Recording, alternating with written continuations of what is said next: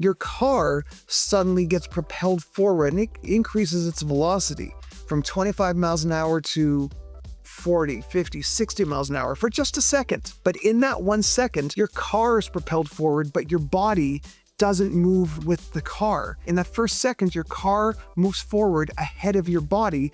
So relative to your car being pushed forward, your entire body gets flung backwards. Then the whiplash comes into play. We need to stop using the term whiplash. Whiplash is an outdated term and it has the wrong connotations. Okay, whiplash makes people think of the head wobbling around like a bobblehead. And that's not what happens. The technically correct term is what we call a flexion-extension injury. And to use my handy-dandy model spine here, it would be where your head is thrown forward, thrown backward, and thrown forward again. Obviously, the faster speed you're hit at, the more severe the injuries are going to be. But suffice to say, even a rear-end collision at 5 miles an hour is enough to increase the force on your body up to 40 times the force of gravity. And that's just at 5 miles an hour. Imagine what happens at 10 or 20 or 45 miles an hour. If your car's stopped, you're sitting still, your car's sitting still, somebody hits you from behind, it's going to propel your neck forward. And that's going to create a pull and possibly a tear on all the ligaments on the back of your spine.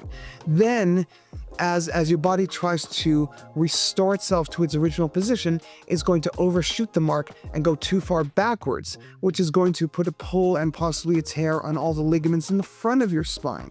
And then your body's going to whip forward again and backward again, and that may happen 2 or 3 times. There's a few common mistakes that I see people making. I want to talk about those for a second. The first common mistake I see is people walking in here with those neck braces. Unless you actually have a fractured vertebrae, take that neck brace and throw it in the garbage. Walk out and throw it away. Now, that being said, it doesn't mean that the day after your motor vehicle accident, you can go back to playing soccer either. So that's where getting the proper evaluation comes into play, and the timing of the evaluation is important. The sooner and the quicker after an accident you get evaluated and start treatment, the faster you're going to recover and the better your recovery is going to be. What a lot of people don't realize is that if you have a neck injury from a car accident, you may also have had a concussion. If you hit your head on anything, even if it's the headrest on your car seat, you have a concussion.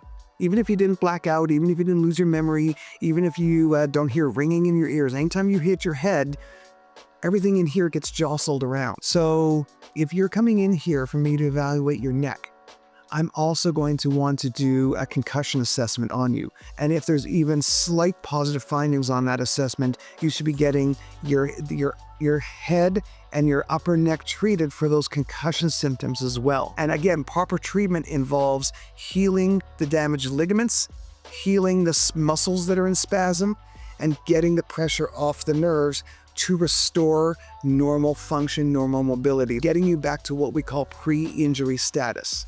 Getting you back to the way your neck was 1 hour or 1 minute before your car was hit. This video is not just for those of you who have ever been involved in a car accident, either past or present, or God forbid, the future.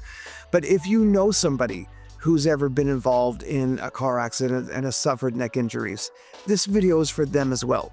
So if you're seeing this and you know somebody who has ever suffered a neck injury from a car accident in the past or the recent past, or it happens next week, please share this video with them. Let them see and learn the information that you learned here today, and I'm just as happy to talk to them as I am to you.